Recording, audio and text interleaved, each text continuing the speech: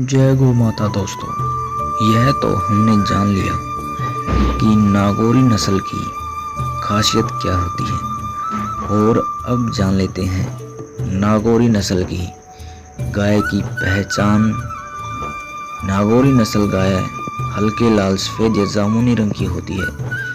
इसकी त्वचा ढीली होती है, माथा उभरा हुआ, कान व गर्दन लंबे होते हैं, सींग बहुत बड़े नहीं होते।